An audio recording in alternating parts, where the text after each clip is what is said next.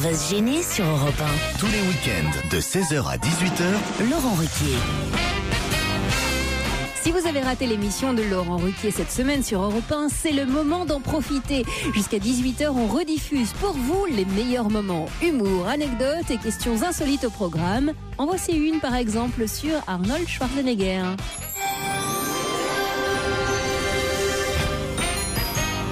Arnold Schwarzenegger a dit qu'il serait sans pitié, qu'il prendrait de mesures exemplaires contre elle. Contre qui ? Contre sa femme. Pourquoi ? Madame Shriver, qui a téléphoné en conduisant. Exactement. Avec son téléphone portable au volant, elle a été prise en flagrant délit, Maria Shriver, et Schwarzenegger a fait une déclaration musclée. Il a dit qu'il prendrait des mesures exemplaires contre sa femme, prise en flagrant délit. Il faut dire que c'est lui qui avait fait passer une loi contre le téléphone au volant en 2008 là-bas en Californie.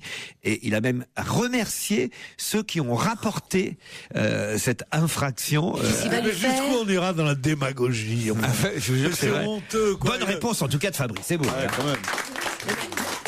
Mais comment? Que va-t-il faire? Il va la battre? Il va la mettre en prison? Oh non, pas quand même, non. Mais c'est quoi la la chaise base électrique, c'est tout. Non, il va lui faire un blâme public. Enfin, en tout cas, il ne va pas atténuer la sentence sévère que ne va pas manquer de prononcer les tribunaux. Surtout que Mademoiselle Shriver, comme vous le savez, Elle a un chauffeur. est la nièce de Monsieur Kennedy, du grand Kennedy. Puisque Madame Shriver était la sœur de Kennedy, mariée avec l'ambassadeur de France, l'ambassadeur des États-Unis à Paris, qui s'appelait Shriver, et donc ça a été un mariage formidable pour lui. Alors cet ingrat qui a sorti ce métèque gonflé de l'anonymat, qui en a fait le président le patron de la Californie. Non, je veux dire, maintenant il va gonflé. un métèque, je peux le dire moi, parce que je le suis moi-même. Et gonflé, je peux le dire parce que vous l'êtes gonflé. Alors donc, ce métèque gonflé, qui va punir la famille Kennedy, mais où on est là? Il va lui interdire. On n'est plus en France, monsieur. Il va lui enlever la voiture. En Amérique, quoi. Il va lui enlever le téléphone, et puis voilà, c'est tout bête. C'est un peu normal quand on est. Je sais pas ce qu'il va lui faire, mais enfin, je veux dire, il va pas lui faire un traitement pire que celui. Il veut dire, je ne demanderai pas quelque chose je veux dire, une atténuation de la loi pour elle. Bon, mais c'est évident, mais qu'il en fasse des rodomontades au micro des sont les radios et des journalistes télévisions, aussi. c'est grotesque. C'est parce que ça fait du papier. Ils font des titres Terminator sans pitié. Vous voyez, La fessée, elle va prendre la fessée là le soir. Elle est jolie en tout cas, la nièce Kennedy. Dites donc. Elle est bien tirée, là. Quoi ? Elle est bien tirée, là. Ah oui ? Ah ouais. C'est vraiment le concours dans le couple. Ils ont tous des gueules vraiment un peu refaites. Là, ça devient un peu dégueulasse quand même. C'est la Ah Californie. bon, c'est ça que vous voulez dire par elle est bien Moi aussi, tirée? je cherchais tirer. oui, Moi, je croyais qu'elle était heureuse en amour. Oui. C'est ça, Mais moi, Mais d'ailleurs, ça doit être rigolo. Les albums photos, ça doit être rigolo dans cette famille. Puis avant, après, quoi, tu vois, il y a des photos, on dirait qu'ils sont déguisés, d'autres non. Mais c'est vrai aussi que c'est chiant, ces gens qui téléphonent au volant. Le kit main libre, quand même, ça existe. C'est pas pour les chiens aujourd'hui. Ouais, c'est pas pour les chiens, mais c'est pour les riches. On n'a pas les moyens d'avoir un kit main libre. Mais tout le monde fait ça, tout le monde le met entre les cuisses, le Tu téléphone. me diras, je m'en fous parce que j'ai pas moyen d'avoir un téléphone non plus. Ni une voiture. Quand les gens ils téléphonent dès qu'ils voient les filles, ils mettent vite le téléphone entre les cuisses et ils parlent comme ça, tu sais. Quand tu passes à côté, tu as l'impression qu'un mec il parle à sa braguette en fait. Je te rappelle, coupe, il y a les filles, coupe. C'est bon, ils m'ont pas vu. Un nouveau record idiot, mais celui-là est tellement idiot que j'avais envie de vous le proposer. La remise du diplôme devrait avoir lieu prochainement pour le plus gros quoi qui vient d'être fait par des Lyonnais. Le plus gros quoi? C'est de la gastronomie, c'est de la gastronomie. Le gros saucisson de Lyon? Non, c'est pas le plus gros. On est dans la saucisson. boulangerie. On est dans la boulangerie, pâtisserie. dans la pâtisserie. Le cake, un gros cake. Le plus gros Le éclair. plus gros millefeuille, le plus gros éclair. Non, La plus grosse religieuse. Non, 1 tonne La 28. plus grosse religieuse, c'est pas Sœur Emmanuel, non. 1 tonne 28. Le plus petit Guy Carlier. Le clafoutis. Non, le plus gros baba au rhum. Oh non, taisez-vous, j'adore ça. Le plus gros. Je sais le faire rêver, moi. J'imagine Joujou avec un petit tablier, les fesses nues en train de lui préparer un clafoutis, tu sais. Je dénaillais tes cerises. Il est gros, mon clafoutis. Et devine. Flan. Et devine, il est où le noyau? Tu viens m'aider à remuer la pâte. Le plus gros flan, c'est vous, Miller. La plus grosse tête de nègre inaugurée par Brice Hortefeux. Non. Une tête de veau. Non, c'est du sucre. Alors, j'imagine. Le baba au rhum? Non, c'est pour Claude Sarraute. J'adore ça aussi, le baba au rhum. C'est très lyonnais ou La pas? galette des rois. Alors, c'est pas très lyonnais, justement, mais j'imagine que. C'est le plus gros Paris-Brest. Le plus beau Non. gâteau C'est basque. bien c'est pas là, c'est le. C'est bien le. Et j'imagine que tout ça a été préparé pour le salon du chocolat qui a lieu là ce week-end. Le plus gros mocha. Le plus gros mocha, non. 1,28 tonne, le plus gros. Gâteau au chocolat. Non. Chocolat liégeois. Non. C'est un nom que nous Est-ce connaissons. que c'est au blond d'habitude? Est-ce que c'est en longueur? C'est au blond, c'est au brun, c'est au châtain, c'est à ceux qui en mangent. C'est au chocolat donc. C'est au chocolat, pas seulement. Et Claire, on l'a dit. Le on pain l'a au dit. chocolat. Pardon. Un gros pain au chocolat. Un pain au chocolat d'1,28 tonne. Pourquoi pas? L'éclair, on l'a dit, l'éclair, on l'a dit. Qu'est-ce qu'il y a au chocolat dans les... Est-ce qu'il y a le mot chocolat dans la réponse? Non, madame. C'est le nom d'un gâteau comme le financier ou le machin. Voilà, c'est le plus gros, Moi, j'adore ça aussi en plus. Ah, mais je le connais, j'achète Ça toujours donne ça, faim. moi. Qu'est-ce que je peux adorer à votre avis? Soufflé au chocolat. Non. C'est Attends. étonnant. Joujou. C'est un joujou au chocolat. Le plus gros joujou. 1,28 tonnes. Œuf de Pâques. Non. Enfin, Joujou, tu sais pas ce chou au qu'il aime. chocolat. Quand même, Joujou, je suis déçu, vous me connaissez. Gérard aussi, Oui. vous me connaissez, c'est un de mes desserts préférés, le plus gros. Éclair. Non. Mais non, qu'est-ce que vous Miam prenez miam. 1,28 tonne, le plus gros. Un pain en raisin au chocolat. Non. Mais non, c'est un gâteau, c'est pas un... Qu'est-ce que j'aime comme cuisine? C'est bon ça de faire comme si Italienne. t'avais Ah, trouvé. voilà. Tiramisu. Le plus gros tiramisu, c'est mon Joujou qui a trouvé. Ça donne envie quand même à l'heure du goûter. D'autres meilleurs moments de On va se gêner sur Europe 1, ça sera juste après ça. Bon après-midi.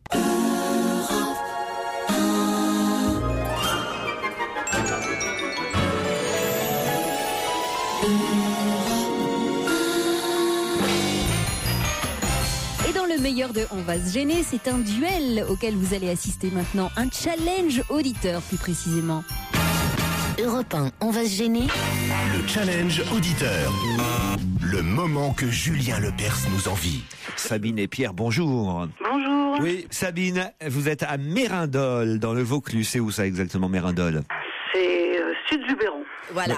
Pas loin d'Aix-en-Provence et de Lourmarin. Voilà, exactement. Ah bah peut-être vous voyez Daniel Evenou de temps en temps faire ses courses. Tout le temps. Tout le temps? C'est vrai? Non, non, pas du tout. Ah bon. Faites quoi dans la vie, vous? Possible.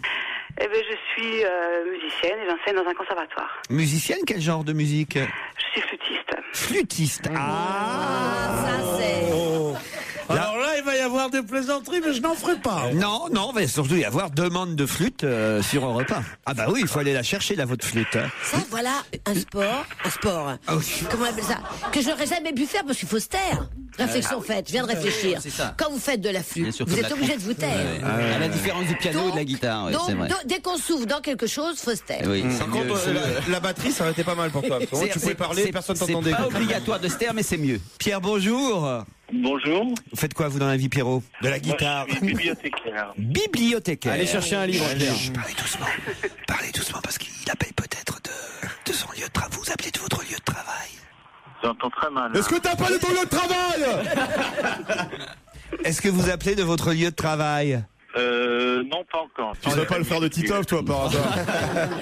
Mais Pierre, c'est vrai que normalement on doit chuchoter dans une bibliothèque. Est-ce que vraiment les gens parlent comme ça tous? Oui, c'est vrai. C'est un peu une église, une bibliothèque. Comme les restaurants chinois.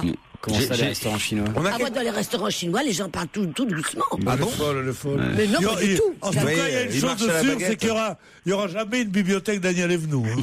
Eh ben, tu as- J'ai un souvenir quand je travaillais à la Bibliothèque nationale qui était rue de Richelieu. C'était une immense salle où il y avait notamment des étages dans la bibliothèque.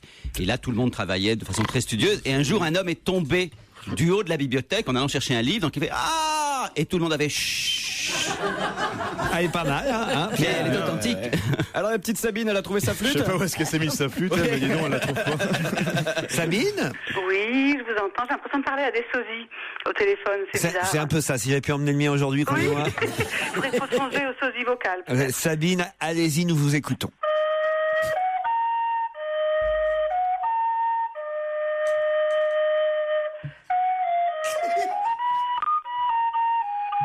Vous êtes toujours sur Radio Notre-Dame. Dans un instant, la messe de 16h30. Bien sûr. Bonne nuit les enfants.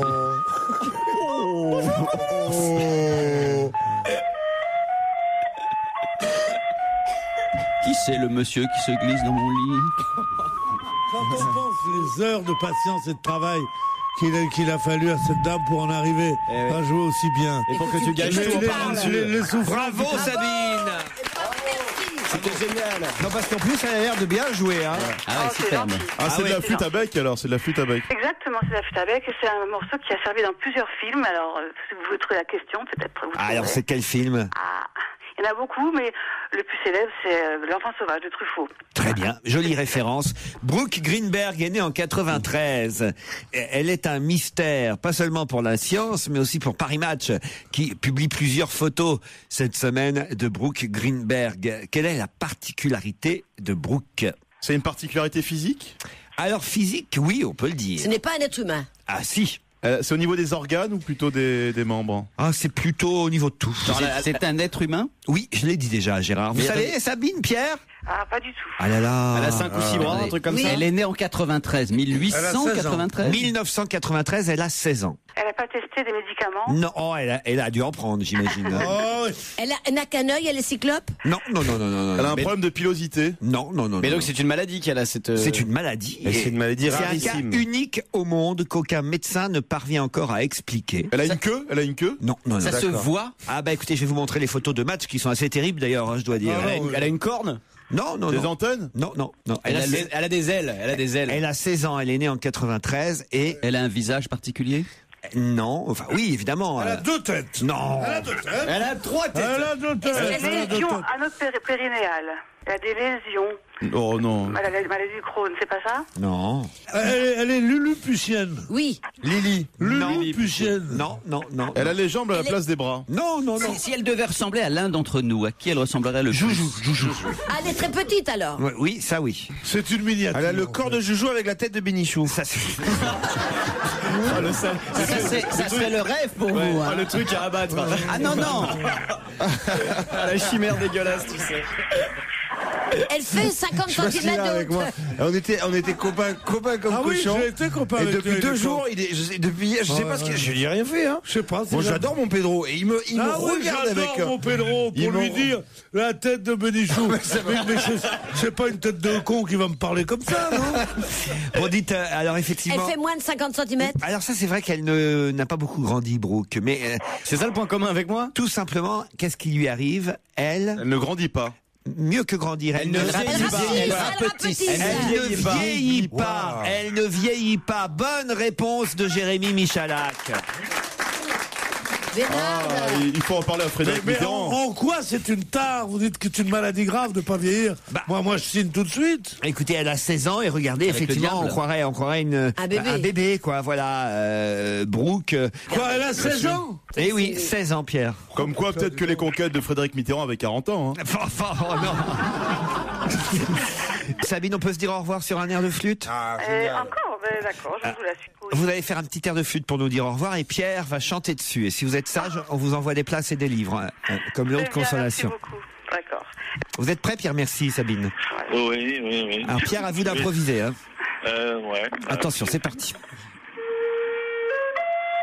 Mais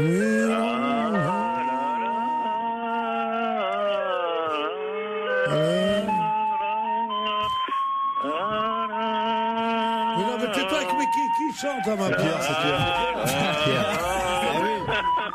C'est l'autre Pierre. T'as dit Pierre chante, alors lui C'est pas vous, Pierre, c'est l'autre Pierre. On se retrouve dans un instant. Merci à tous les deux, bravo. On vous donnera des beaux cadeaux quand même. On va se gêner, présenté par Laurent Ruquier. 7 jours sur 7 sur Europe 1. En semaine à partir de 15h30 et le week-end dès 16h. Tiens, question musique, justement, dans le meilleur de On va se gêner. chante en ce moment, je suis vieille et je vous encule avec mon look de libellule. Brigitte Fontaine. Oh, mais vous allez vite aujourd'hui. Bonne réponse, Brigitte Fontaine. Ça peut être quelle, je l'ai dit. Ça peut être elle ou Patrick Sébastien. Mais alors, ce qui est dommage, c'est que cette chanson, alors évidemment, on retient cette phrase qui est frappante. Je suis vieille et je vous encule avec mon look de libellule. Voilà. Mais alors, la chanson elle-même, elle est magnifique. Ah, vraiment, vous trouvez? Ah ouais, elle est magnifique. Dans quel sens magnifique? C'est une chanson, les paroles, c'est une chanson sur... c'est pour enfants, non? Non, mais c'est une chanson sur les vieux. Bien sûr. Et la bite à Dudule, t'aimes bien ou pas? Et la bite à Dudule, elle est magnifique. C'est vrai que il est revenu. Non, mais c'est pas vrai. Je suis d'accord avec Fabrice Eboué. Faut arrêter quand même à un moment donné. Non, mais c'est simple, c'est très simple. Il suffit d'écouter les paroles. Mais je les connais, les paroles, je les ai entendues. Bon, alors certes... mais ça, c'est le refrain. Elle dénonce les interdits partout, c'est la prohibition, parole, écrit, fornication, foutre interdit à 60 ans ou scandale et ricanement. Bon, alors écoutez, alors voilà, si c'est Fabrice Eboué qui vous dit foutre, Isabelle Motro, vous allez faire mais on s'en fout. Ce qui compte, c'est la façon dont elle l'écrit, la façon dont elle le dit. Personne ne chante ça justement, mais en plus, elle chante mal.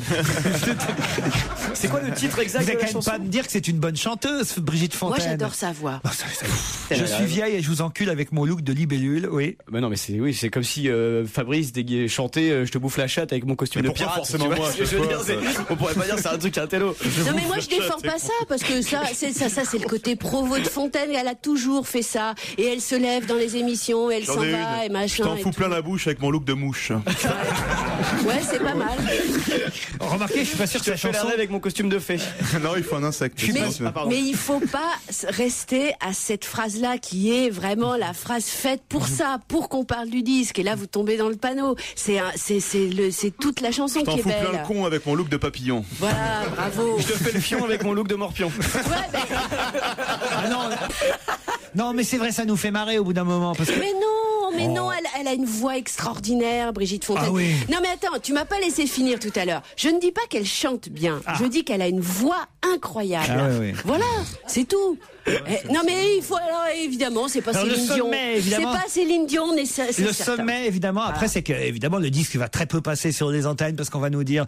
Et après, ils vont évidemment venir en disant, vous vous rendez compte, le disque est censuré parce qu'elle chante. Alors que quand elle chante des chansons normales, ça passe pas non plus, de toute façon.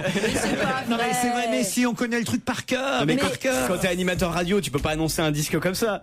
Ah, si, mais nous, on va vous le passer. Tiens, voilà, on peut pas faire un extrait. Écoutez les paroles.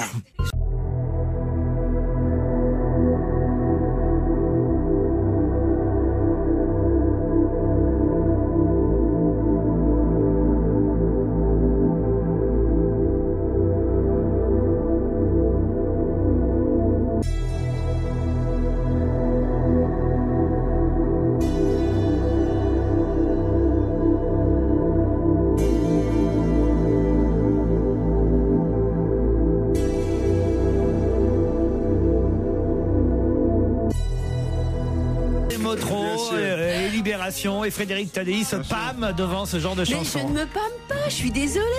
Pourquoi on irait dire que parce que c'est Brigitte Fontaine que c'est mal écrit ou que ce soit... Non. Je te fous au McConnell avec mon look de coccinelle. Petite info pour vous qui écoutez régulièrement Laurent Ruquier, sachez que si vous le souhaitez, vous pouvez assister à son émission. Pour cela, il suffit de vous rendre sur le site europe1.fr, sachant que Laurent Ruquier sera en direct de l'Alpe d'Huez le 21 janvier et de Lille le 26 janvier.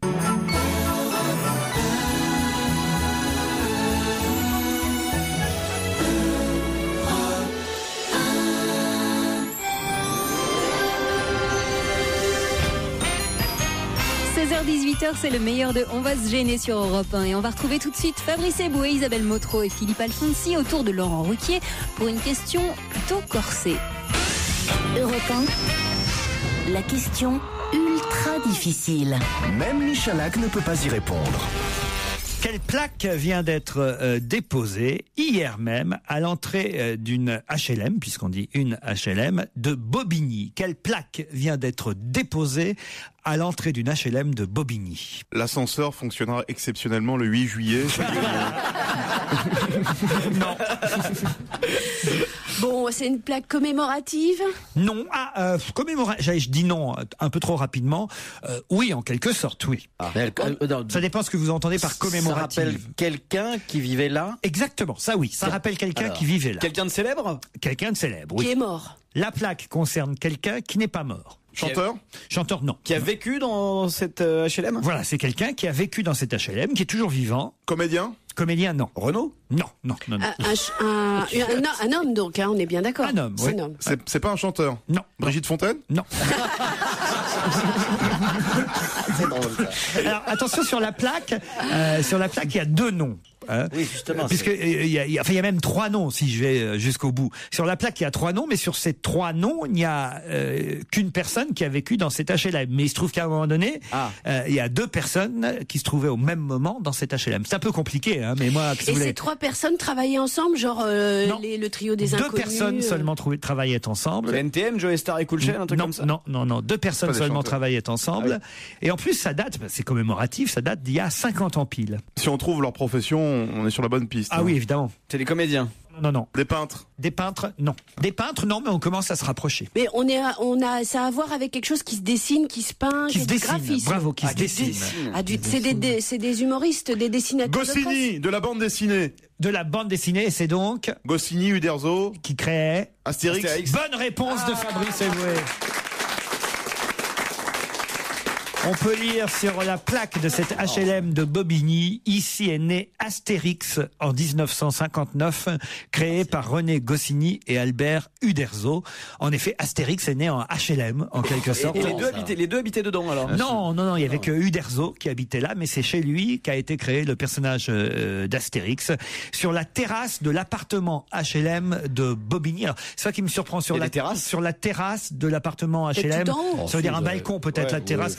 Ce qu'on appelle terrasse, souvent, ce sont des balcons. Vous avez remarqué, parce que moi aussi, j'avais une terrasse à la maison, mais c'est un balcon. Donc, en même temps, je comprends pas, parce qu'on travaille rarement sur un balcon. Ça dépend si c'était l'été, il faisait 30 degrés. Non, mais enfin, un balcon. Ouais, mais tu sais, à Bobigny, la vue est pas mal, hein. Alors, du coup, moi, je me demande sur qui il a pompé le personnage de Panoramix. Pourquoi? C'est la potion magique. C'était le dealer du coin. C'est vrai qu'Astérix et Obélix, j'aurais pu penser qu'ils avaient été créés dans le Marais, moi. Pourquoi? Bon, ils sont gays, je veux dire. Astérix et Obélix sont gays. Deux célibataires à moustache avec un petit chien qui habite sous le même toit, t'appelles ça comme tu veux. J'avais pas pensé à ça. Ça ne m'étonnerait pas que la potion magique ait un arrière-goût de Poppers, hein, je vais te dire. Ah oui, vu comme ça, effectivement. Obélix, il est tombé dans une marmite de Poppers.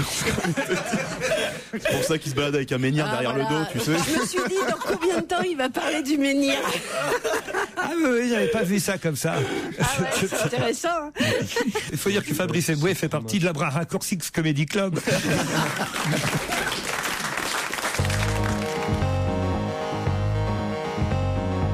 Laurent Ruquier sur Europe 1, on va se gêner. 7 jours sur 7. Et maintenant, je vous propose d'aller en Amérique du Sud avec le meilleur d'On va se gêner. On va se gêner sur Europe 1. La question équitable. Elle vient de loin, mais tout le monde a sa chance.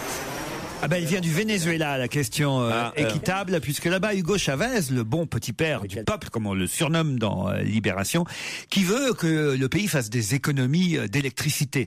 La trop faible production d'électricité et le manque d'eau pourraient affecter le pays. Alors, qu'a-t-il suggéré à tous les Vénézuéliens de faire pour économiser de l'électricité? L'amour dans le noir? Non.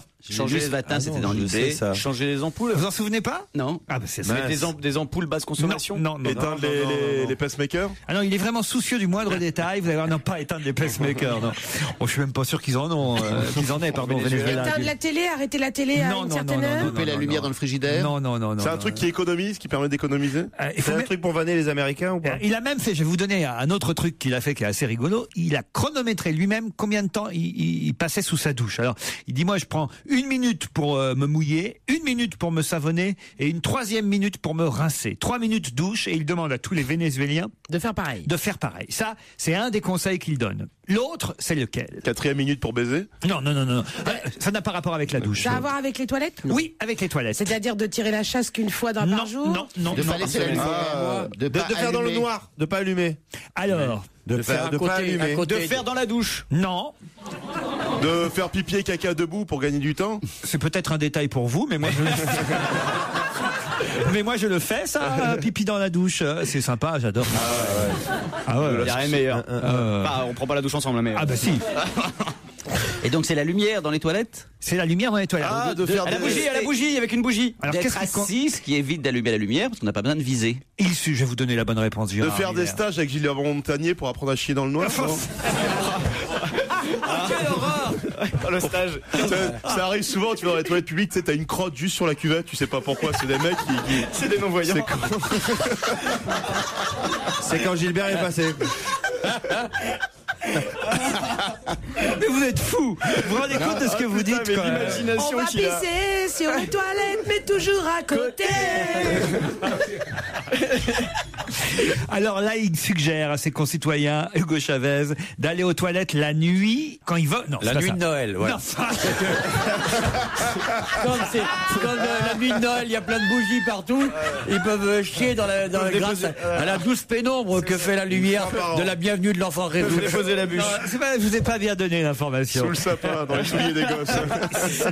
Ça concerne le pipi de la nuit. Ça veut dire il dit si vous vous relevez la nuit pour aller aux toilettes, n'allumez pas. N'allumez pas. Prenez une lampe torche. Non, la lampe torche, c'est pour après. Prenez une lampe torche. Une lampe torche cul. Une lampe de poche. Une lampe de poche. Avec des piles à cul.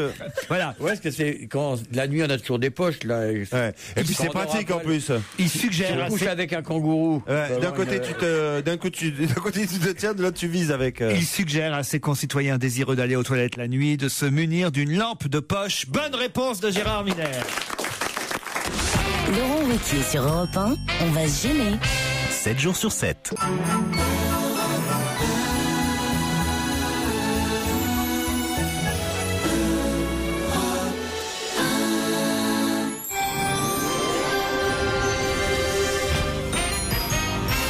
J'espère que vous passez une bonne après-midi sur Europe 1. Dans la suite du meilleur d'On va se gêner, Laurent Ruquier sort une drôle d'invention de son chapeau.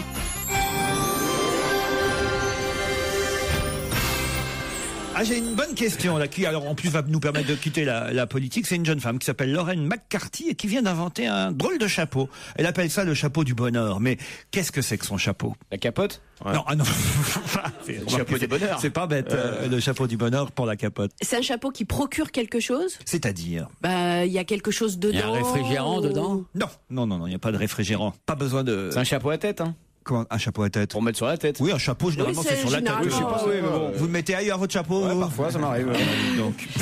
Alors, c'est un chapeau de soleil, c'est un chapeau qu'on met dehors, déjà? Alors, c'est un chapeau qu'on met de temps en temps pour s'entraîner, en quelque sorte. C'est un chapeau qui donne, par exemple, un port de renne? Non. Parce que c'est très lourd et alors. Non, pas un port de renne. Non, mais quelque chose de très particulier. C'est un chapeau, évidemment. C'est un chapeau plus pour protéger du soleil? Non, ou c'est un chapeau pour être élégant? Ah, ni l'un ni l'autre. C'est sportif? C'est pas sportif. C'est un chapeau qui vous apporte quelque chose. Genre, il te masse la tête ou un truc comme ça? Non, il ne vous masse pas, ce chapeau. C'est pour les femmes ou c'est pour tout le monde? Alors, c'est pour tout le monde, les hommes, les femmes. Mais là, il se trouve que c'est une femme qui a inventé ce chapeau. Et qui en aurait besoin dans cette émission-là, autour de la table? Ah, alors, plutôt Fabrice Eboué. Ah. Ouais. Non. Ah, ça fait blanchir la peau? Non, ça défrise. Et plutôt Fabrice. Avant de connaître Olivier de Kersauzon, j'aurais dit Olivier de Kersauzon et finalement, non. Finalement, non, il en a pas besoin, Olivier. Truc qui rend intelligent? Non. Ça rend aimable? Pas aimable. Ça rend poli? Pas poli, mais sympa. Ça rend sympa. Parce que quand on est poli, sympa, on retire. C'est pas le mot sympa. Il y a un capteur dans ce chapeau. Alors, un capteur? Il y a un capteur.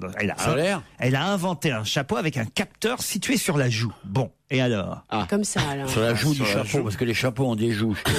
C'est-à-dire, t'as un capteur qui est relié du chapeau et le chapeau est relié à votre joue. Il y a un capteur sur votre joue et là, qu'est-ce qui se passe? Ça fait sourire. Ça fait sourire. Ah, bah bonne oui, réponse d'Isabelle Motro. Pourquoi tu fais la gueule?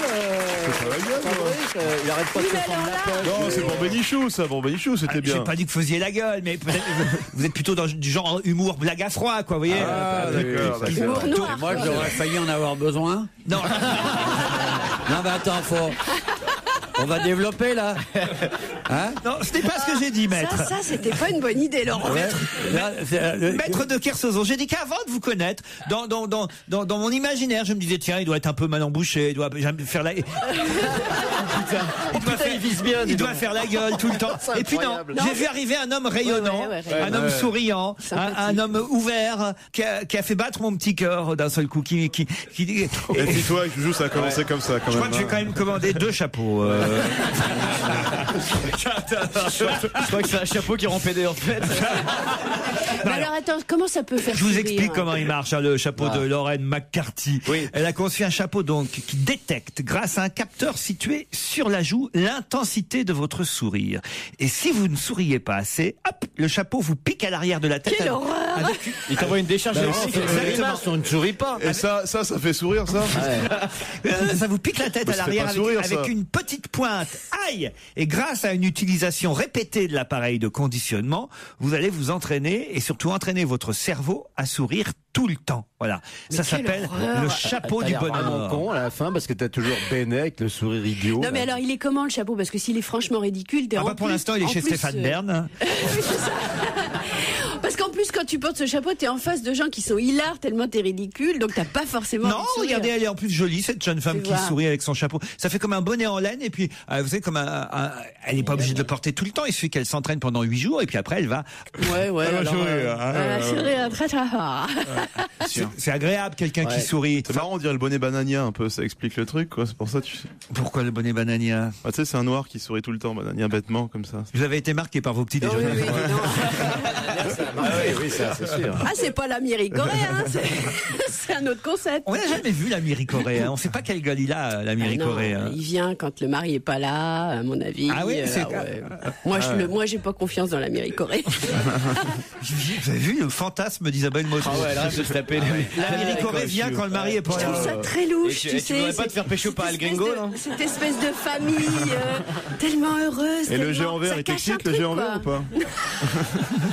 Venez avec moi, on m'appelle Monsieur Plus. Non mais regarde, mais c'est incroyable quand même, toutes ces figures là dans les pubs, tu trouves pas? Le père Dodu, non, rien du tout.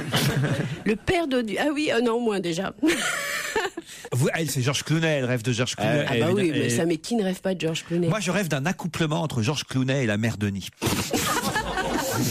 Ce serait joli, ça. Un rééquilibre. Ah ouais. What else? Ça, c'est vrai, ça.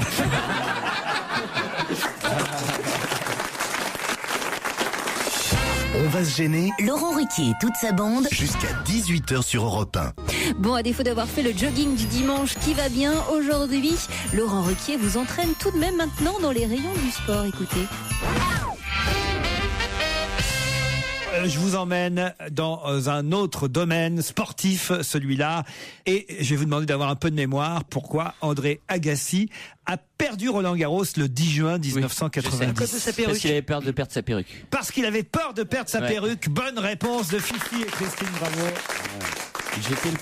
J'étais le plus grand fan d'André Agassi, et en apprenant qu'il se dopait et tout, ça m'a détruit. Non mais le fait qu'il ait une perruque, moi j'imaginais pas, il y a une photo là dans le Parisien de lui en 90, on peut pas imaginer qu'il y a un joueur sur un court de tennis qui joue avec une perruque. Il y avait pas que la perruque, c'est en plus il arrivait à l'époque avec un cuissard fluo, enfin il y avait pas que la perruque. C'était une perruque. Donc il était déjà chauve. Il était chauve très jeune, Agassi. Oui. Enfin c'est quand même incroyable, c'est-à-dire qu'il avait un bandeau pour tenir la perruque. Non, il avait un bandeau pour le sponsor. Oui. C'est-à-dire pour qu'on voit bien le nom du sponsor. C'est pas ça, c'est quand il avoue, il avoue ça aussi. La perruque. Voilà. Comme Bernadette Chirac avec les pièces jaunes.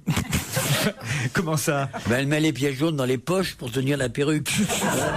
Dans la perruque, elle a des poches. Vous l'avez pas vu? Vous, sont vos vrais cheveux, Olivier, hein? Ouais. Et c'est ta vraie tronche, toi? C'était juste une question, Olivier. T'as encore tes parents? Oui. Tu peux leur faire un procès pour ta gueule, tu vas gagner. Comment il me parle, l'autre nain, là? Non, mais c'est au contraire, c'est parce que j'admirais cette chevelure abondante. Je vais te faire admirer la chevelure abondante. Celle qu'on sent d'un homme mûr et... Au large. Et venant du large, respirant encore la Bretagne. À toi, ça sent quoi, tes cheveux, les fonds de bassin du Havre? Le hareng. Ah non, on sent pas le hareng, Madame au Havre. Non, croyez-moi. C'est la coque. Tu sens les coques. Non, mais on n'imaginait pas qu'un sportif. Ça fait de la peine. Non, c'est vrai qu'on. Moi, c'est un peu comme le jour où j'ai appris que Blanche-Neige n'était pas vierge. Ça m'a foutu en l'air la semaine. Non, mais c'est vrai.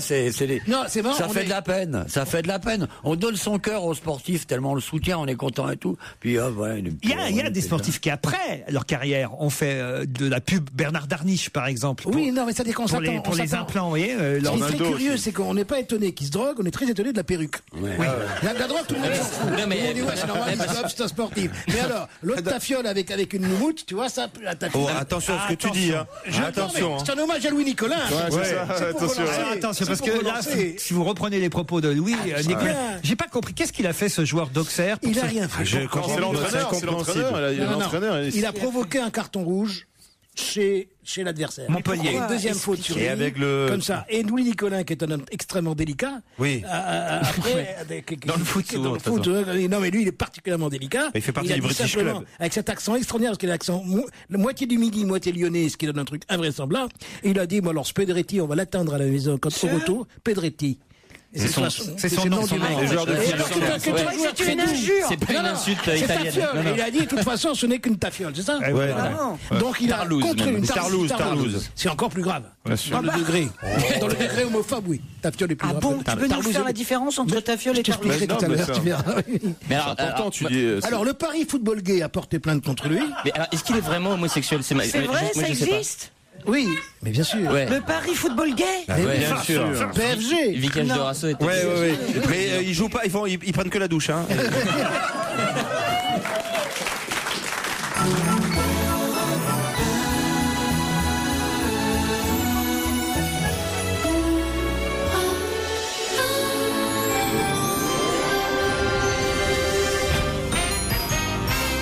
Allez, la suite du best-of d'On va se gêner, c'est tout de suite sur Europe 1. Les Matis ont réussi à faire quelque chose qui fait qu'on parle d'eux.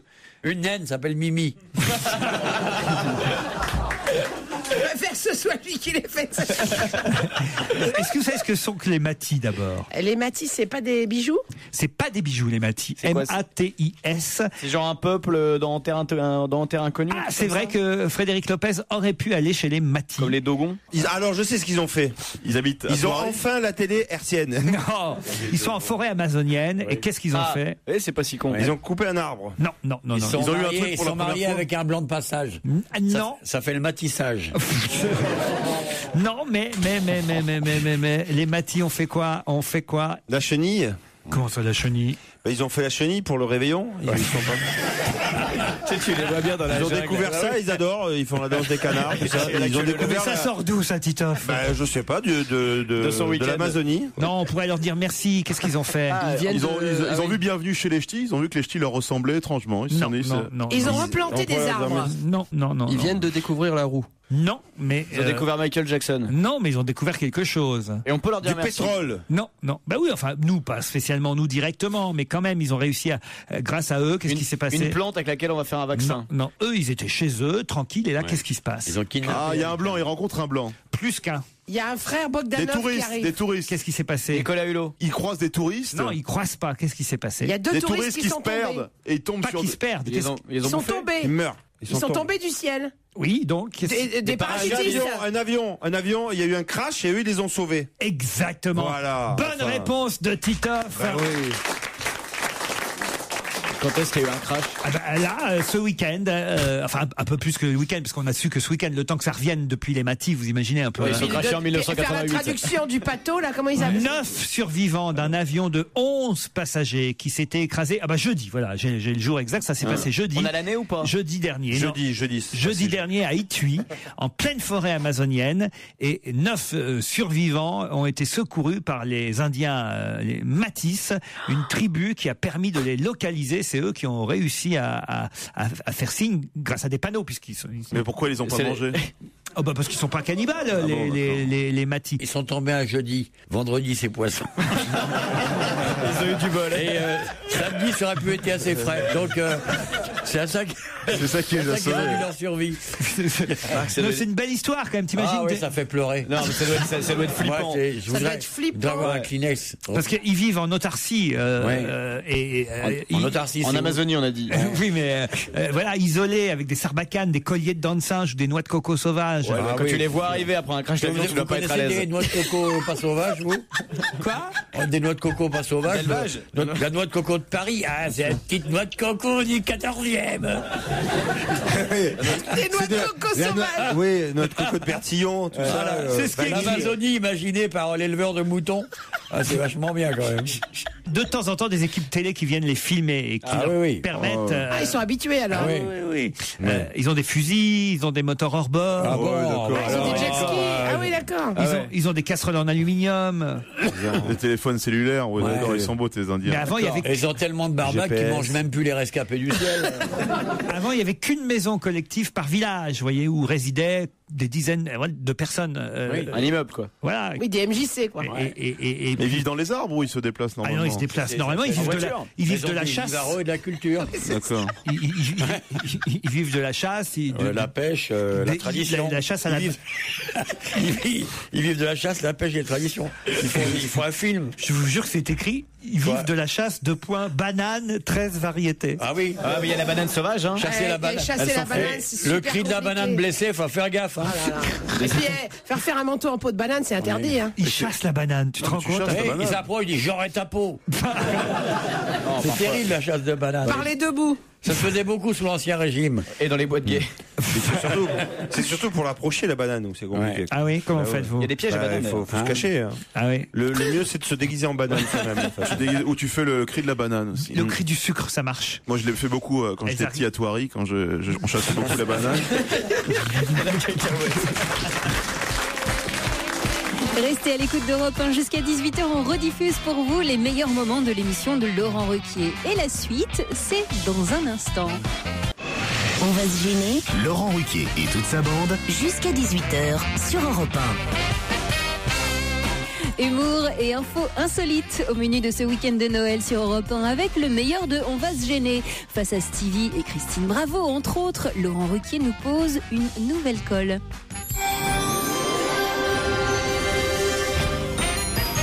Pourquoi Manuel Pellegrini a-t-il des problèmes depuis qu'il a rencontré Alcorcon? Pourquoi Manuel Pellegrini a-t-il des problèmes depuis qu'il a rencontré Alcorcon? C'est en Italie ou en Corse? C'est pas en Italie, c'est pas en Corse. C'est le surnom de Charles Pasqua? Non. Normalement, vous devriez pouvoir me répondre pourquoi Manuel Pellegrini, Manuel Pellegrini, a-t-il des problèmes depuis qu'il a rencontré Alcorcon? Alcorcon, comme Al Capone. C'est en un seul mot, Alcorcon. Ah, mais c'est un surnom, Alcorcon. C'est pas un surnom. C'est pas un homme, Alcorcon. C'est pas un homme. C'est un endroit. C'est un endroit, Alcorcon. Okay. C'est le Jésus mexicain? Non, Alcorcon, c'est en Espagne. C'est en Espagne. Oui, ça me dit quelque chose. C'est un rapport avec la reine Sophie? Du tout. Sofia? Ah, Laetitia. Alors, expliquez. Ah bah je sais pas. J'ai dit ça au pif. C'est Laetitia? Non. Ça n'a aucun rapport. Attends, tu peux nous redire le nom du mec? Manuel Pellegrini est un sportif espagnol. Alors, sportif, oui. Non, c'est un grand mot, mais... Oui.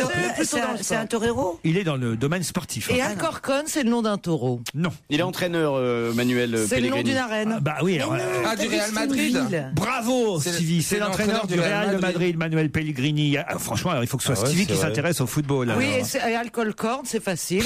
C'est le nom d'un stade. C'est une ville, Alcorcon. Ah, c'est un peu le Clairefontaine espagnol, non? C'est-à-dire? Eh ben, c'est là qu'ils vont s'entraîner. Ah non. Non, c'est un club, Alcorcon, c'est un club. C'est un club. Et c'est un club très bas, ils ont perdu contre eux. Bonne réponse de Titoff, Alcorcon. Ça fait plusieurs matchs qui perdent. Alcorcon est un club de 3e division espagnole en coupe qui vient de gagner 4-0 en Coupe d'Espagne contre le Real de Madrid. Ah, ça calme. Alors que le Real de Madrid, il faut quand même vous dire, c'est le club où il y a les plus grandes stars. C'est même plus les Galaxies, c'est les... Du football. Hein. Vous avez là-bas Benzema et autres qui font partie de ce club et ils viennent de prendre 4-0 par le club d'Alcorcon. Et évidemment, là, on commence à parler de l'éventuel renvoi de l'entraîneur Manuel Pellegrini. Je suis surpris que vous connaissiez pas le nom de l'entraîneur du Real de Madrid. Non, j'étais ailleurs. Un club qui gagne 4-0 contre le Real de Madrid. C'est quelque chose. Ah, n'est-ce pas, Stevie? Ah bah ils ont prié Saint-Rita. Ça a marché, tu vois, comme quoi il faut prier. Mais il y avait l'équipe. Moi, j'aime bien quand Stevie s'intéresse au football. C'est quand même. Non, mais j'aime bien aussi. Je regarde le football assidûment même, comme la F1, comme voilà, j'aime bien. Tous les sports, vous. C'est ta notion de assidûment. Assidûment, ça veut dire assis chez lui au Mans. Devant la télé au Mans. Je regarde assidûment.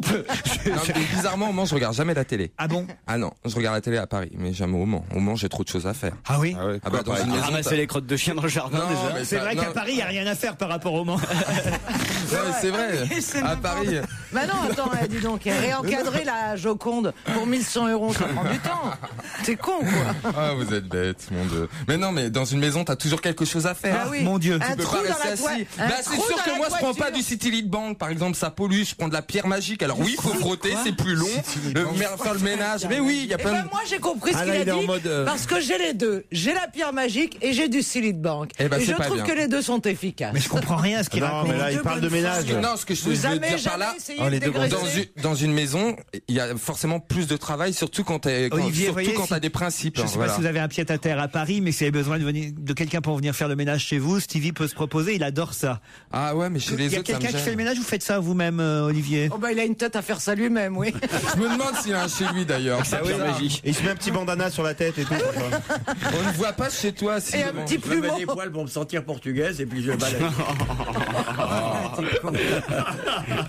Arrête de ma gueule. Stevie, vous voyez pas Olivier faire le ménage? Mais non, et je le vois même pas dans un salon chez lui. Je le vois pas chez lui. Pour moi, c'est un SDF quoi. Enfin non, mais pas SDF dans le sens péjoratif. Mais continue. Mais voilà, on a l'impression que t'as pas de foyer quoi. T'es dans un avion, tu repars, il repart et voilà. Il est toujours de passage. C'est un homme de passage. J'ai à l'hôtel moi.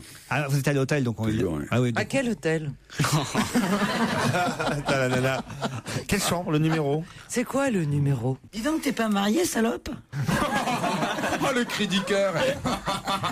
C'est vrai, ça, il a raison. Mais le fait que je sois marié, ça lui donne pas plus de chance pour autant. Hein. Non, enfin. Je parle à Christine. Hein. C'est ça, je voulais vous prévenir, Olivier de Kersauzon, Christine Bravo est libre. Alors c'était d'autant plus inquiétant. Ouais, il y a des jours comme ça où... ouais, mais ça c'est comme les restaurants, tu sais. Quand tu passes, il y a un resto où il y a personne dedans. C'est pas bon signe. Tu préfères aller au resto, mais quitte à attendre, tu vas au bar, prendre des apéritifs, tout ça. Mais tu préfères quand même aller au resto où il y a du monde à l'intérieur, quoi, voilà. Même si c'est un buffet à volonté. Hein. Bon après-midi à l'écoute d'Europe 1. Alors c'est vrai que jusqu'à 18h on rediffuse les meilleurs moments de Laurent Ruquier, mais sachez que vous pouvez réécouter vous aussi tout seul comme des grands. On va se gêner sur le site d'Europe 1, europe1.fr.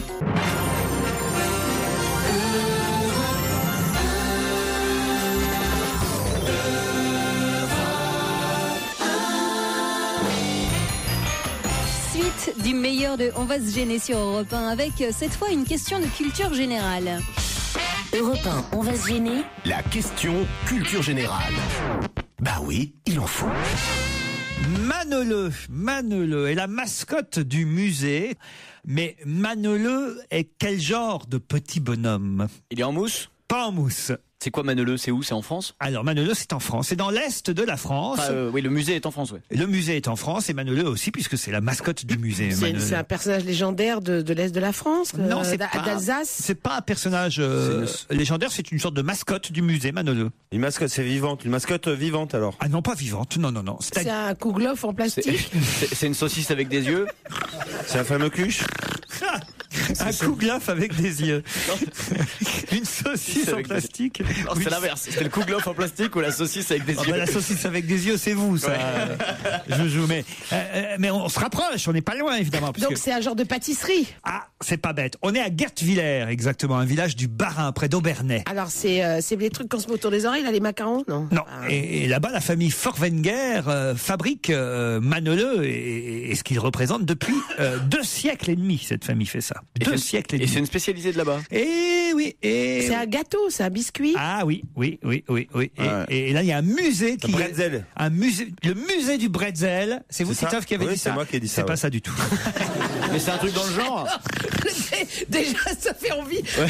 Tu vas faire quoi aujourd'hui? Je vomis. L'histoire du bretzel de 1902 à nos jours. Vous saurez tout. Eh ben, c'est presque du ça. bretzel avec les enfants. Presque ça, sauf que c'est pas le bretzel. En Alsace, Qu'est-ce qu'il y a? Vous avez du falafel? C'est quoi ça, le falafel?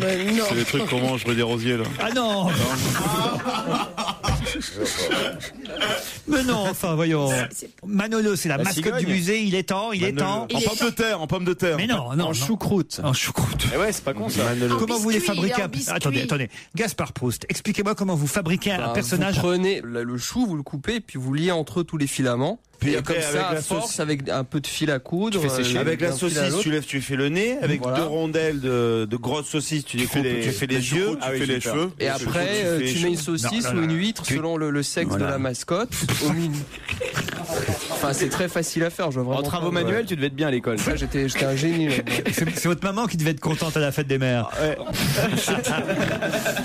C'est un beau cadeau. Guertviller est un village où vient de s'ouvrir le musée le palais le palais, carrément. Le palais de la cigogne? Non. Une cigogne, non. Des nounours? Non. Des nounours, quoi, des nounours? En chocolat, là? Non, mais nounours en chocolat, c'est pas une spécialité de l'Est de la France, le nounours en chocolat. Mais je sais pas, ce que je vois d'ici, ça ressemble à un nounours. Ah, le tricheur. Ouais, mais même en trichant, on n'y arrive pas, là. Tu vois. Je cache le titre. Il est en biscuit, Manolo? Il est en biscuit? Oui, c'est un biscuit. Mais c'est quoi ces biscuits? Je vois qu'il y a un biscuit. Ça fait partie des biscuits apéro, là, qu'on a dans les espèces de un curly ronds, là. C'est un biscuit plat en forme de bonhomme. En chipster. Vous devriez avoir honte. Hein. Ceux qui nous écoutent, évidemment, dans l'Est de la France, se disent, mais enfin, ils ne connaissent pas notre région. Non, mais ils n'ont pas l'électricité là-bas, ils nous écoutent pas. Comme dans les Vosges. La spécialité de l'Est, c'est quoi? Le mur.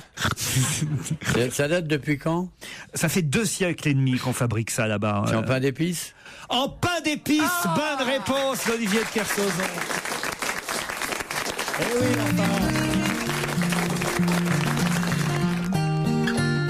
On va se gêner. En semaine à partir de 15h30 et le week-end dès 16h. Laurent Ruquier et toute sa bande, 7 jours sur 7 sur Europe 1, bien entendu. Pour les fans de Laurent Ruquier, en revanche, j'ai une nouvelle pépite à vous proposer. Europe 1, on va se gêner. Attention, question si tu n'y réponds pas, t'es con. Qu'est-ce que certains spécialistes américains ont dévoilé cette semaine qui risque de déplaire à Monsieur Danel? Pascal Danel, le Kilimandjaro, parce qu'il paraît que la neige, il n'y en aura plus au du Kilimandjaro. Bonne réponse de Michel Bernier, c'était malin. Et oui, effectivement, les légendaires neiges éternelles du Kilimandjaro en Tanzanie pourraient bientôt n'être plus qu'un souvenir, nous dit-on. 85% de la calotte glaciaire qui recouvrait la montagne en 1912 aurait totalement disparu en 2007. Ce sont les dernières mesures qui ont été effectuées. Donc il en reste seulement 15%. 15% de ce qu'il y avait en 1912. Bon, ça veut dire qu'il y en a encore des neiges éternelles. Il peut encore chanter, Pascal. Voilà, il peut encore chanter un moment. Enfin, c'est le même disque qui chante. Oui, c'est ça. Vous le connaissiez, Pascal Danel? Les neiges du Kilimandjaro, bien sûr. Ah oui, quand même, alors. Ouais. Vous les avez vues, vous, déjà, les neiges du Kilimandjaro, je suis sûr, Olivier de Kersauzon? C'est pas vraiment en bord de mer, non. J'ai pas vu, non. On croirait qu'il ne voit que le bord de mer. Vous ne voyez que le bord de mer, il n'y a que le bord de mer qui m'intéresse. Pour moi, vous êtes un peu comme Nicolas Hulot, vous êtes un... Vous êtes une sorte de... Tu cherches le conflit, là. Ah bon, vous n'aimez pas Nicolas? J'aime bien Nicolas. Il est plus écolo. Moi, je m'intéresse qu'au monde maritime. Les neiges du Kilimandjaro, ne vont peut-être plus exister un jour. Vous vous souvenez de la chanson, Michel? Vous pouvez me la chanter? Allez. Ça, j'étais sûr. Ah oui, Michel, allez-y. Autrement, on a le disque. Je préfère. Mettez le disque. Non. Elles te feront un blanc manteau. Mets le disque. Où tu pourras dormir bientôt. Et voilà. N'aimez pas les chansons populaires, hein, Olivier. Parlez aux autres, là, j'ai un téléphone. Oh non, vous n'allez pas prendre toutes vos communications. J'en ai pas beaucoup. Il y a la femme de Gérard qui accouche, il attend des nouvelles. Ok, merci, au revoir. Qu'est-ce qu'on peut... Ce qui m'épate, c'est un téléphone, ce que vous avez. C'est une sorte d'ancêtre de... Ah non, mais moi, mon téléphone, il me sert à téléphoner, il me sert pas à calculer plein d'autres choses. Ça, j'ai du personnel pour ça. Question. Tu mets ton téléphone à côté des parties intimes de ton anatomie, alors que tu sais très bien que ça va avoir des effets néfastes pour la reproduction. Pour le téléphone? Mais moi, j'ai pas envie de me reproduire, moi. C'est le simulacre de la reproduction qui m'intéresse, mais pas la reproduction elle-même. Ce n'est pas exact. Moi, je connais ta progéniture, elle est charmante. Je ne suis pas comme toi, un espèce de vieux satyre qui met enceinte une pauvre fille de 29 29 ans, qui est en train à cette heure-ci de hurler à l'hôpital dans des douleurs atroces. On sent le jaloux, Il m'a demandé l'âge d'Anaïs, on sent bien le jaloux. Non, je suis pas jaloux. Non mais c'est vrai que je suis envieux, c'est pas pareil. D'autres grands moments de l'émission de Laurent Ruquier vous attendent dans un instant. Restez à l'écoute d'Europe 1.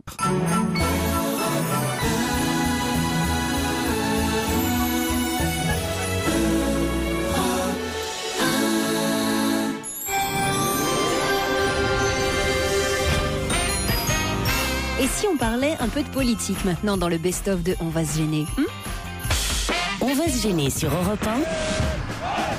Droite, gauche, centre.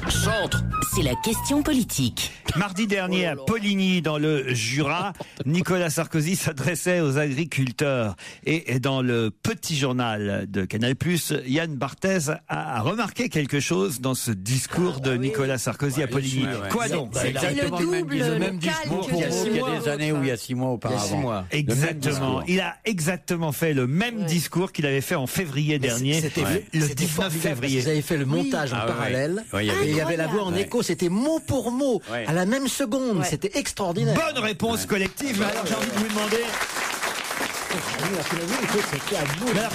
Qu'est-ce qui s'est passé? Il y a eu un bug. C'est une mesure écologique, c'est du recyclage. Il paraît qu'il prononce je ne sais combien, 10 ou 15 discours par semaine.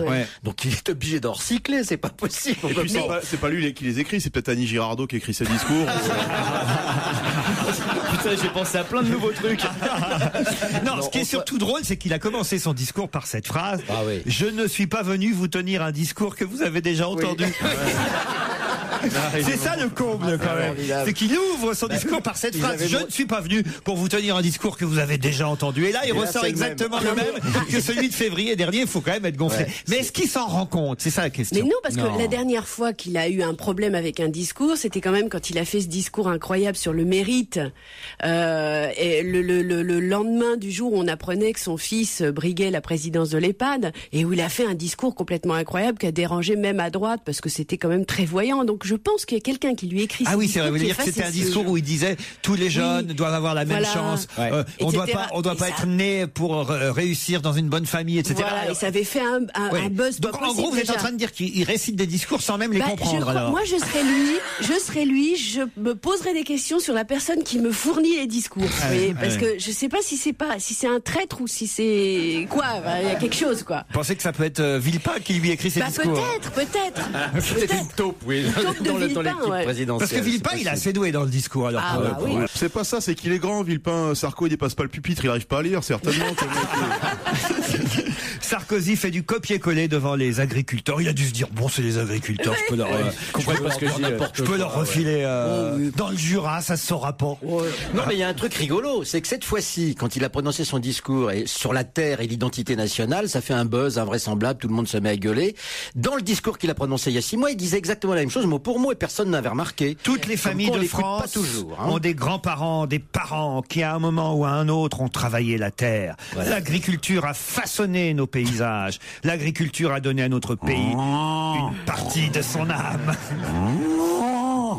Mais là, bonjour Christine. Bien alcoolisé, ça va dire votre fermette. Je te vois votre fermette, là, il y a une grande prairie, il y a les Champs-Élysées à côté de chez vous, hein. C'est un petit agriculteur à votre manière, hein. Mais il a raison. Là, il doit être bon à traire, hein. Il paraît qu'il n'a pas emmené Carla parce que les bêtes sont en rut en ce moment là-bas. Mais c'est vrai, il a eu peur quand même. Non, mais ce qui est incroyable, c'est que quand on relit le dictionnaire des idées reçues là, de Flaubert, je l'ai fait hier soir, moi. Il parle de l'agriculture et dans son dico, il y a agriculture, on y manque de bras. Enfin, je veux dire, t'as l'impression quand même, c'est un discours qu'on tient depuis des lustres, quoi. En tout cas, là où Olivier a raison, c'est qu'il aurait peut-être dû, le président, justement, adapter son discours aux agriculteurs, le faire avec la, je sais pas, toutes les familles de flancs sont des glands plans, les plans les moyens, ils ont travaillé la terre. Entre le bousseur, dont vous voulez des bordel de merde.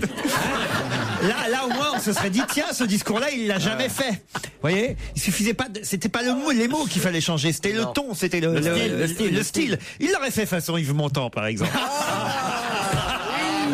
Un grand moment de bonheur, grand moment de bonheur. Non, façon Bourville, tu vois, il serait arrivé. C'est le festival. Il serait arrivé. Non, moi j'ai décidé de faire un show aujourd'hui. Il serait arrivé. Il a fait. J'en ai marre des privilèges. Toutes les familles de France ont des grands-parents. Des parents, puis à un moment donné, dans la famille, il y a toujours quelqu'un qui a travaillé la terre. Ça a moins bien marché. Alors, en revanche, il avait fait. Écoutez. Là, on se serait dit, tiens, il l'a déjà fait. Vous voyez non, c'est important le ton du discours. Vous êtes d'accord, Fabrice? Moi, j'ai bossé Garcimore, là, c'est bien. Ah non, Garcimore, je le fais. Ah, je le fais beaucoup mieux que vous. Ah non, je le fais. Ah non, vas-y. En compétition, là. Ah non, c'est Garcimore, alors. Attends, c'est une battle de Garcimore. Allez, une battle. Attention. On y va. J'y vais, Commencez. Je vais faire disparaître la balle en mousse. Ça va être quelque chose d'assez incroyable. Ah non, mais c'est nul. Attention, fait 3 jours, je la bosse.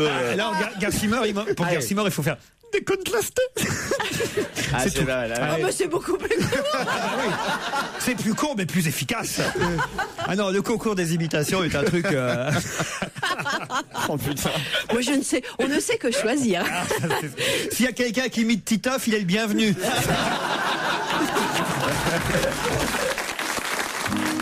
Laurent Ruquier sur Europe 1, on va se gêner. 7 jours sur 7. Allez, quant à nous, on retrouve tout de suite la bande à Ruquier, particulièrement dissipée. Ça c'est intéressant parce que la France n'est plus numéro 1. On vient de dégringoler à la 4e position. Derrière l'Italie, l'Écosse et surtout ceux qui nous ravissent le... Qu'est-ce qui se passe? Qu'est-ce qu'il y a, Olivier de Kersauzon? C'est des petits trucs avec Olivier. Il montre la photo de sa femme. Il montre sa photo de sa femme. C'est pas vrai. Mais en train d'accoucher. Je la vois habillée. Non, c'est mignon, elle est jolie. Hein. Elle est jolie, sa femme. Jolie. Analyse, elle s'appelle. Ouais, c'est ça. Bon, vous en fichez alors de mon... Non, le classement. Ça nous passionne. Mais ça intéresse pas. C'est qui? On n'a pas eu le 3e alors. Ouais, on a l'Italie, l'Écosse et. Vous avez entendu ce qu'il a dit, Kersauzon Villers? Il dit, mais elle s'intéresse pas aux hommes. Ah, c'est une blague. Attends, oui, mais j'aime bien. Pardon, GG. Hein. Non, mais tout est permis aujourd'hui. On peut voir la photo, nous, ou pas, là? Ouais. Non, c'est que pour Olivier. T'as pas une photo de la femme que t'avais avant aussi? Bah oui, tant qu'à faire, celle-là, elle est libre. Et celle que t'auras après? Oh bah, elle doit être quelque part dans le public.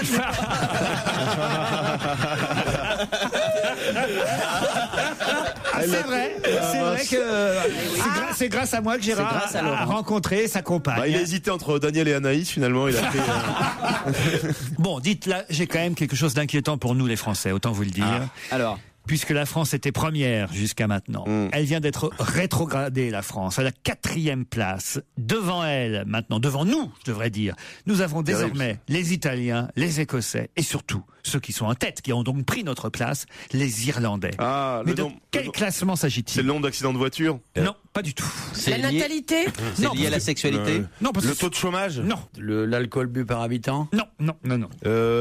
C'est les ventes d'un produit? Non, du tout. Est-ce que quelqu'un ici a contribué à faire baisser Peut-être Titoff. Ah, les gens qui arrivent à l'heure? Le nombre d'heures de sommeil? Non. Et c'est bien ou c'est pas bien qu'on ait perdu la première place? C'est pas bien, c'était bien qu'on soit en tête. C'est ma faute en plus. C'est pas la natalité.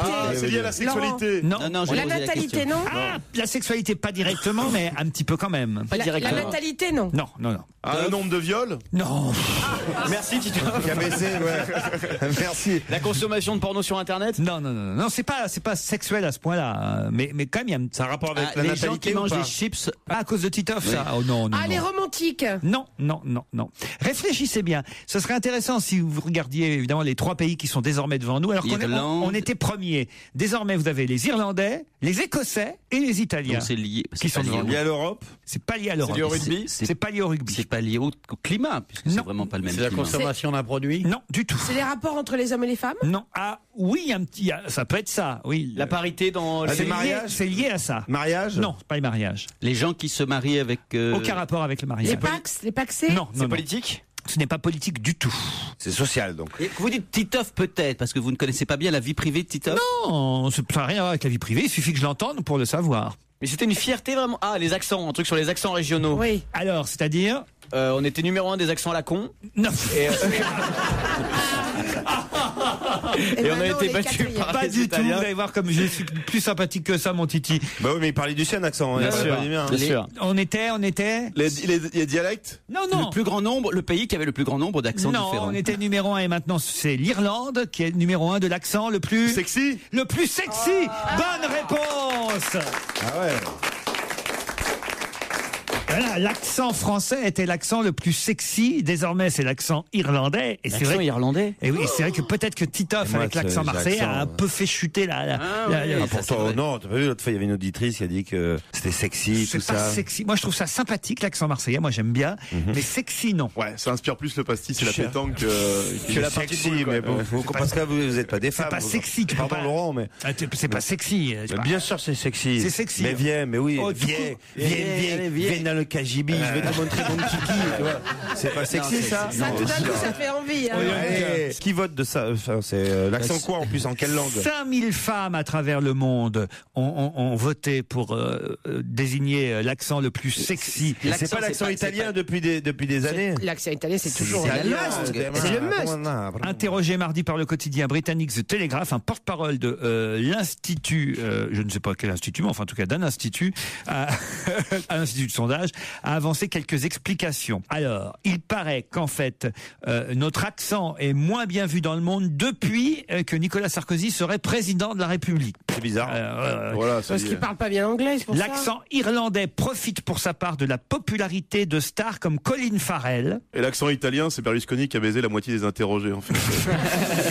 Les Italiens sont deuxième derrière les Irlandais, les Écossais sont en 3, les Français en 4. L'accent australien est 5e. 5000 femmes à travers le monde ont désigné. C'est pour vous, puisque vous êtes la seule femme parmi nous aujourd'hui. Oui, eh bien moi je vote pour les Italiens parce que je trouve cette langue extrêmement charmeuse et sexy. Voilà. Come stai? Le sexy me déçoit là-dessus. C'est bambina. Mi chiamo Cristoforo, sono di Marsiglia. Come stai? Ah, bella ragazza. L'accent romain. L'accent romain. S'il te plaît, donne-moi ta chatte, s'il vous plaît, madame. Oh non, quelle horreur! Fabrice! Merci Fabrice Eboué. Bonne humeur toujours dans quelques minutes sur Europe 1 avec jusqu'à 18h la suite du meilleur de On va se gêner. Bon après-midi et bonne fête à tous.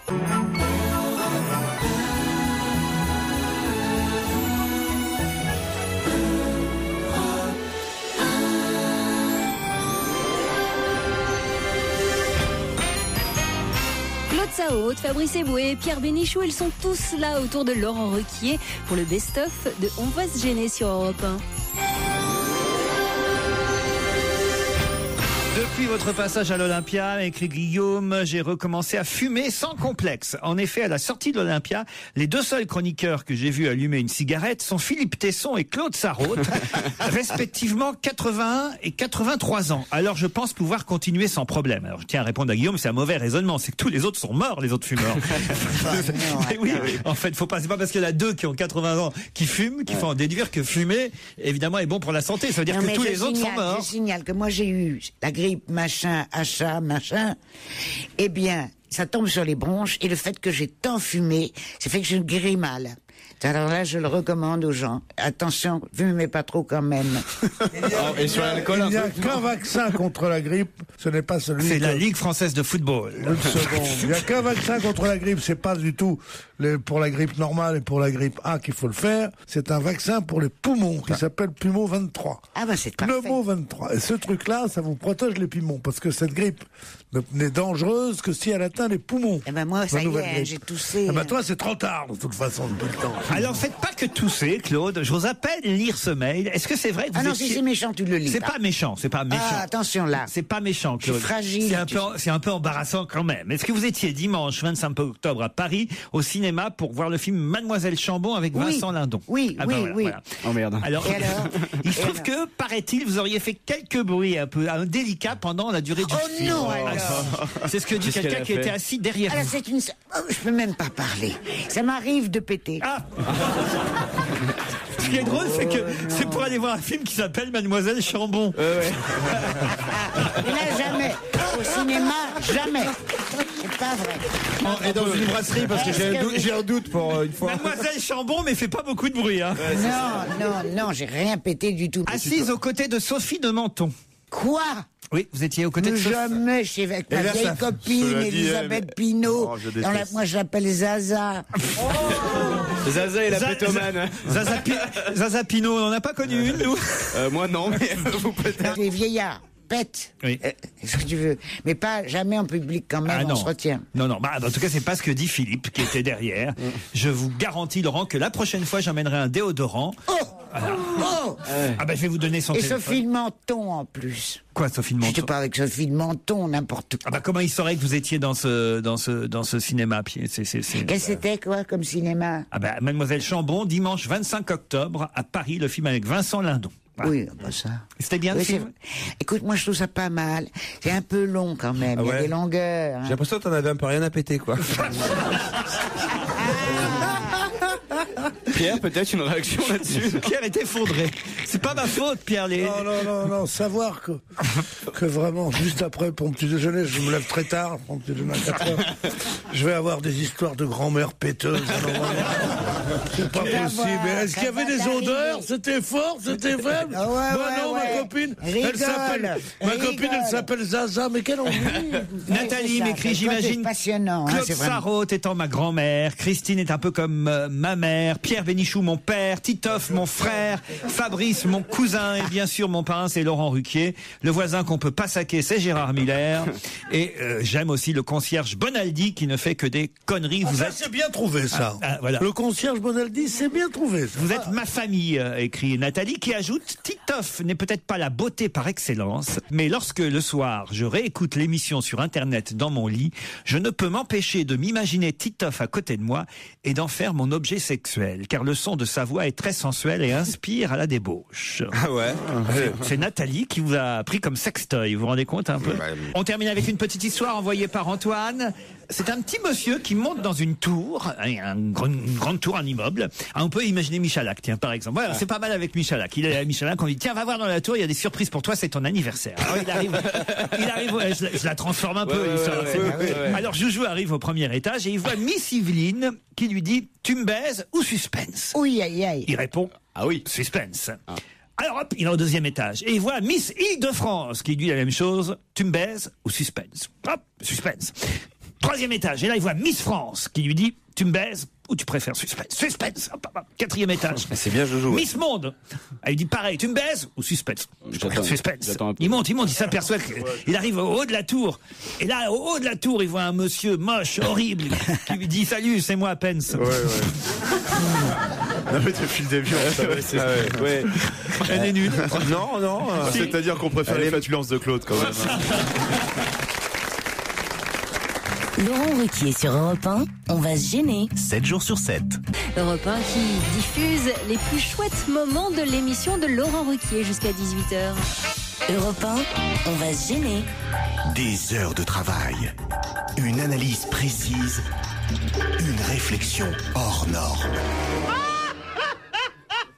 C'est la question très dure. Qu'est-ce que l'artiste belge Yann Bucois a demandé à Guillaume Durand, Christophe Alévêque et Christophe Girard, l'adjoint de Bertrand Delanoë en charge de la culture, entre autres personnalités? De poser nu pour eux? Non. Pour lui? Non. C'était après une émission de Guillaume Durand? Non, c'était pas après une émission de Guillaume Durand. C'est pour faire un modèle ou pas? Non, c'est pas pour faire poser. Un modèle, non, c'est pas pour poser. C'est pas pour poser. Effectivement, c'est un artiste belge et il a demandé quelque chose à Guillaume Durand et à Christophe Alévêque, ainsi d'ailleurs qu'à Christophe Girard, c'est encore plus surprenant. Un objet, oui, on peut dire ça, monsieur de Kersauzon. Il a demandé le même aux trois. Il a demandé le même objet aux trois. Voilà. Une montre, leur un montre? vêtement? Une brosse à dents. Non, mais démerdez-vous maintenant. Un vêtement. Leur caleçon, leur slip. Leur slip, Bah ouais, bonne réponse d'Olivier de Kersauzon et Michel Bernier. Non, mais Gérard, personne n'a entendu ma bonne réponse. L'agitateur belge ouvre le musée du slip dans le 15e arrondissement de Paris. Ça sera jusqu'au 30 novembre, le musée du slip. Une exposition qui est inaugurée ce soir avec frites et bières artisanales. Oh, l'ambiance. Oh là là, Il y ça fait envie tout d'un coup. Il y a une aile du musée qui est sponsorisée par Pirelli pour les traces de pneus. Oh non.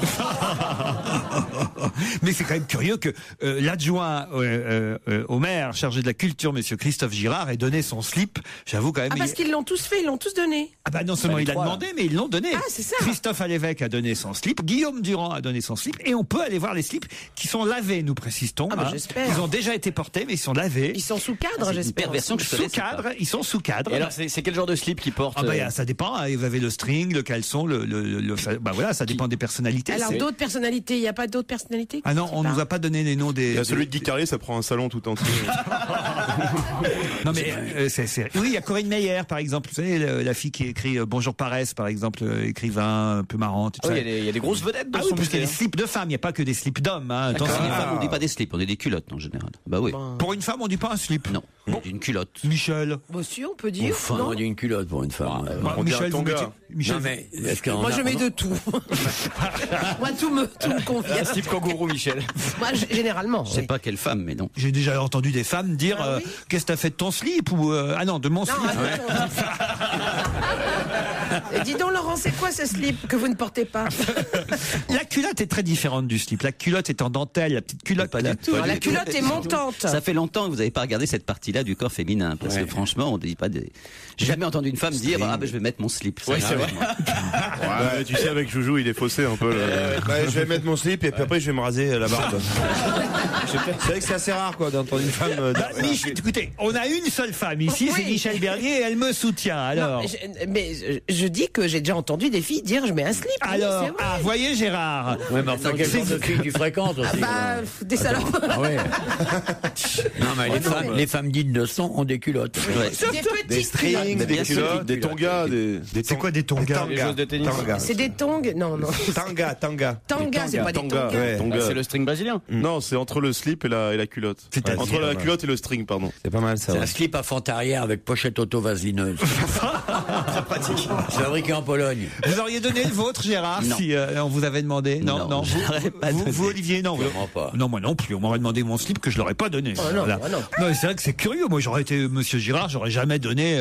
C'est bizarre de faire mon ça. slip quand même. C'est surtout bizarre de vouloir faire une exposition de slip. Ce qui est scandaleux, c'est qu'il soit lavé, ça n'a aucun intérêt. Surtout. Ouais. Ah oui, ça c'est vrai qu'on aurait aimé voir la vraie propre. Le slip de Christophe Lévesque. On aurait préféré le voir en l'état. Exactement. Vous savez qu'au Japon, il y a des distributeurs de petites culottes usagées. Ça, vous connaissez ce principe? Comment ça? Au Japon, où il y a une fascination, il faut bien dire un peu perverse pour les petites filles, pour les jeunes filles, il y a des distributeurs de culottes usagées de petites filles. Et donc vous mettez une pièce et on vous garantit que ça a été porté une fois c'est par une petite fille. C'est des vieilles dames. C'est du papier parfumé à la crevette. Non, c'est possible.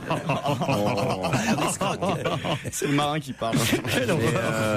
En tout cas, voilà, le musée du slip est ouvert. C'est avenue du Maine, si ça vous intéresse. C'est payant jusqu'au 30 novembre. On nous dit pas si c'est payant, mais en tout cas, voilà, notre ami belge, il a fait un musée identique en Belgique, il faut dire là-bas. Il y a un musée permanent. Le musée du slip est à Bruxelles et il existe depuis 91.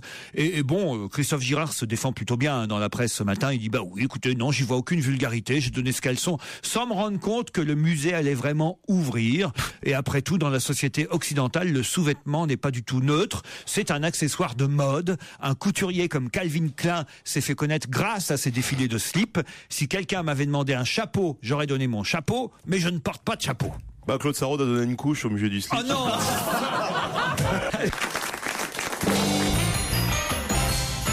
Bon appétit à l'écoute d'Europe 1. Vous en voulez encore? C'est une question de religion maintenant qui va être soulevée par Laurent Ruquier dans les meilleurs de On va se gêner sur Europe 1. Europe 1, on va se gêner.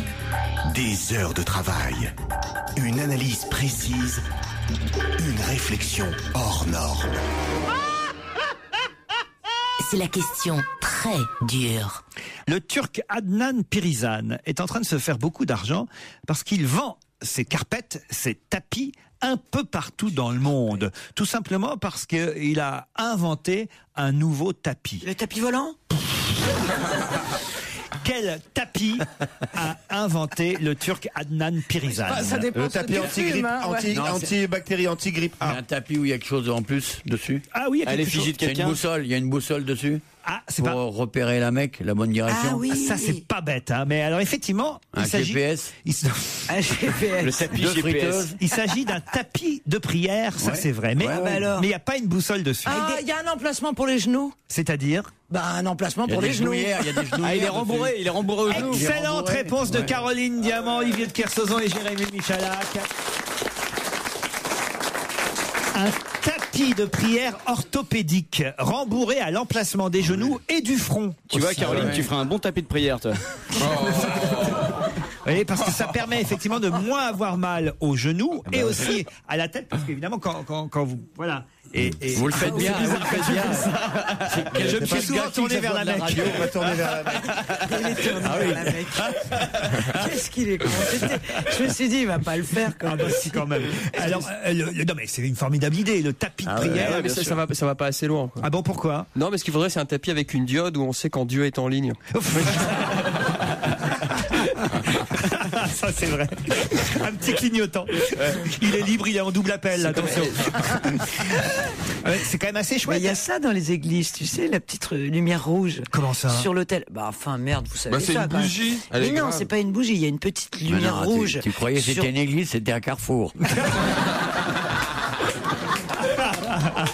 Attendez, expliquez-nous la lumière rouge, Christine. C'est incroyable. Les catholiques savent tous qu'il y a une petite lumière rouge. Nous sommes catholiques, Stevie et moi. Sur l'autel et qui. On les appelle comme ça maintenant. Sur de la paroisse. Non mais laissez-la nous expliquer les. C'est quoi ta lumière? Ça vaut le coup de venir ici quand même. Il y a une petite lumière rouge qui signale sur l'autel, qui signale que le Christ est là. Point. C'est comme ça C'est n'importe quoi ce que vous me dites. Dans les petites lumières rouges sur les hôtels, ça veut dire vacancy en général. Non, mais qu'est-ce que j'ai jamais vu une lumière rouge sur un hôtel dans une église. Alors regarde dans ton studio, regarde les chrétiens qui hochent la tête. Dans le studio, ça veut dire que le micro est ouvert. Bien sûr, c'est écrit c'est on pas air. des chrétiens dans le studio. Écoute, les chrétiens le savent. Quand tu vas à la messe, quand tu rentres dans une église, c'est ce qui symbolise la présence de Dieu, du Christ. Stevie, vous qui avez fait votre communion. Oui, et tout. Et maintenant, mais j'ai jamais remarqué cette lumière. Et au Moyen-Âge, il faisait comment? C'est depuis toujours. Ah oui, monsieur de Kersauzon confirme alors. Ah oui, complètement. Vous aussi qui êtes un grand catholique. Non, mais c'est vrai. Enfin, maintenant que je sais que vous l'êtes, je le suis moins. Non, c'est pas gentil ça. Je suis moins catholique. Ah non, mais je suis sûr que Stevie et vous l'êtes. Vous n'étiez pas là alors parce que Stevie va vous faire plaisir. Ah non, arrête Laurent, non. La chanson.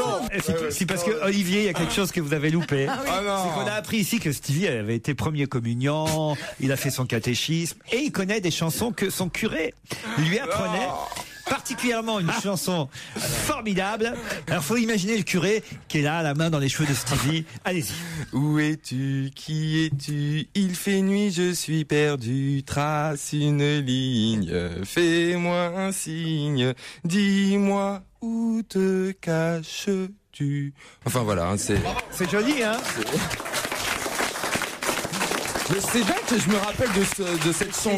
Vous appreniez les chansons en latin, évidemment, monsieur de Kersauzon. Vous, c'était pas en latin, Stevie? Ah non, c'était en français. C'était en grec. Nous, on a fait le catéchisme en grec. Vous, c'était plutôt du latin de Garenne. C'est vrai que quand on entend Stevie, on a envie de se convertir quand on n'est pas catholique. En tout cas, Olivier confirme qu'il y a une lumière rouge pour symboliser la présence du Christ. La présence de consécration. Ouais, je vais de temps en temps allumer une petite bougie, je fais un vœu pour vous, vous voyez, par exemple. Pour Christine? Perdez pas de temps.